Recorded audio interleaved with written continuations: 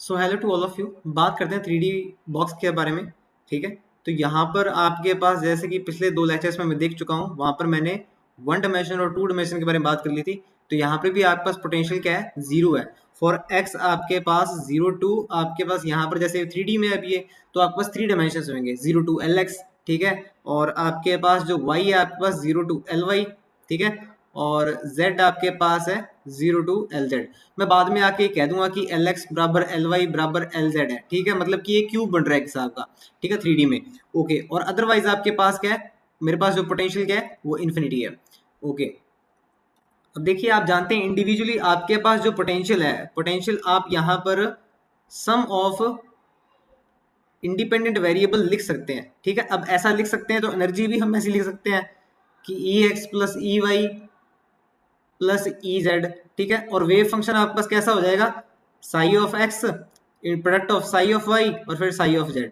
ठीक है, इन तीनों का प्रोडक्ट लिख सकते हैं। ओके, अब देखिए मैं इंडिविजुअली सबको खोल लेता हूँ। आप जानते हैं कि वी ऑफ एक्स आपके पास जीरो कब होता है, जीरो होता है आपके पास एक्स 0 2 LX। ठीक है, और अदरवाइज आपके पास क्या इन्फिनिटी है। इसके लिए आपके पास वेव फंक्शन क्या बनेगा, इसके लिए वेव फंक्शन आपके पास √2/LX sine NX pi x by LX। और इसके लिए एनर्जी कितनी होगी, इसके लिए एनर्जी आपके पास होगी ENX आपके पास n स्क्वेयर x पाई square h cut square over 2ml square x। ठीक है, ऐसे फिर मैं Vy लिख लेता हूँ। Vy आपके पास जीरो होगा फॉर y 0 2 LZ। ठीक है, यहाँ पर आपके पास psi y √2/LY sine NY pi x by LY।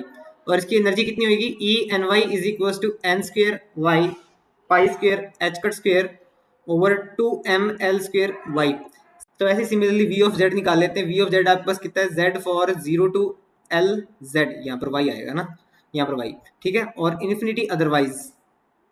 ठीक है, तो साई z आपके पास कितना आ जाएगा, √2/LZ और sine NZ pi Z over LZ। ठीक है, यहाँ पर y कर लीजिए। ओके, और वैसे ही मेरे पास यहाँ पर ENZ कितना हो जाएगा, ENZ हो जाएगा मेरे पास n स्क्वेयर Z पाई square h cut square over 2ml square Z। ठीक है, तो मैं इस चीज का यूज करूंगा और इस चीज का यूज करूंगा और मेरे पास टोटल एनर्जी और टोटल वेव फंक्शन आ जाएगा। ठीक है, तो यहाँ पर मेरे पास टोटल वेव फंक्शन कितना बन गया है, तो टोटल वेव फंक्शन जो आपके पास साई NX NY और NZ। ठीक है, तो ये मेरे पास बन जाएगा, अगर मेरे पास यहाँ पर 2/LX 2/LY 2/LZ। ठीक है, और साथ में ये टर्म्स आ जाएंगी sine NX pi x by LX sine N pi y by LY sine NZ pi Z by LZ। ठीक है, इसी तरीके से हम एनर्जी निकाल लेते हैं। एनर्जी का आपके पास क्या हो जाएगा, सम हो जाएगा। ठीक है, तो E is equal to ENX plus ENY plus ENZ। तो यहाँ पर आपके पास देखिए कॉमन जो आ रहा है वो कॉमन ले लेते हैं पहले, pi square h cut square over 2m तो कॉमन ही आ रहा है, और अंदर रहेगा n square x l square x plus n square y l square y z l square z। ठीक है, ये सब कुछ चीजें हैं मेरे पास। ओके, अब देखिए, अगर आपके पास LX बराबर LY बराबर LZ होता है इज इक्वल टू L है आपके पास। ठीक है, तीनों इक्वल मतलब क्यूब है वो। ठीक है, तो एनर्जी कितनी हो जाएगी, एनर्जी आपके पास इस कंडीशन में हो जाएगी pi square h cut square over 2ml square और अंदर आ जाएगा n square x plus n square y plus n square z। ठीक है, इतना बन जाएगा आपके पास ये। ओके, इस हिसाब से मेरा वेव फंक्शन भी चेंज हो जाएगा। वेव फंक्शन मेरे पास अब क्या आ जाएगा, इसको ऐसे कर लेते हैं 2/L हाफ 3/2 हो जाएगा ये ना, और यहाँ पर आप लिख देंगे sine NX pi x by L और यहाँ पर sine NY pi y by L और sine NZ pi z by L.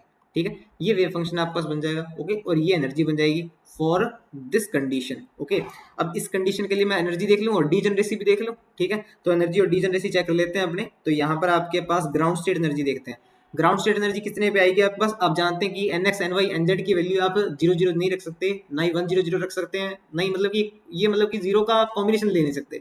ठीक है, तो यहाँ पर जो स्टार्ट होएगा आपके पास NX NY NZ की वैल्यू 1 1 1 से शुरू होगी। ठीक है, जिससे आपके पास n square x plus n square y plus n square z की वैल्यू कितनी आ जाएगी, हाँ ये आपके पास आ जाएगा 3 pi square h cut square over 2ml square.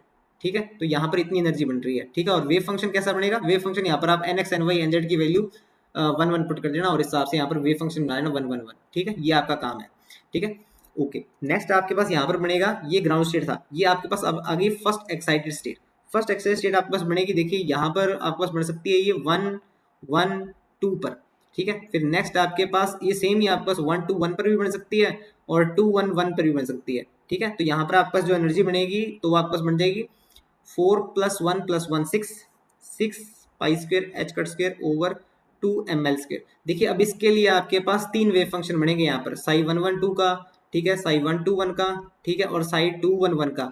अब तीनों ही वेव फंक्शन आपके पास डिफरेंट होंगे पर तीनों की एनर्जी आपके पास सेम आ रही है। तो यहाँ पर डी जनरेसी कितनी है, 3 डी जनरेसी है यहाँ पर, ठीक है। 3 बार रिजल्ट, इसका एनर्जी का रिजल्ट क्या हो रहा है, डी जनरेट हो रहा है, ठीक है। तो यहाँ पर आपके पास फर्स्ट एक्साइटेड स्टेट में आपके पास 3 टाइम्स आपको डी जनरेसी देखने को मिलती है फॉर द 3 डिफरेंट फंक्शंस, ठीक है। आपके पास सेम एनर्जी मिलती है। ऐसी इसके अंदर सेकंड एक्साइटेड स्टेट आपके पास कहाँ पर मिलेगी, ये वैसे मैं आपको बता देता हूँ कि यहाँ पर आपके पास ये मिल जाएगी 2 1 2 पर, ठीक है। इसका कॉम्बिनेशन घुमाते रहना आप 1 2 2 पर, ठीक है। फिर आपके पास 2 2 1 पर, इसकी भी आपके पास डीजनरेसी 3 है, ठीक है। यहाँ पर आप वेव फंक्शन इसके अकॉर्डिंग लिख लेंगे और ये आपके पास 9 pi square h cut square over 2 ml square बन जाएगा, ठीक है। तो ये आपका सिंपल सा आपके पास 3D बॉक्स था। Okay, thank you.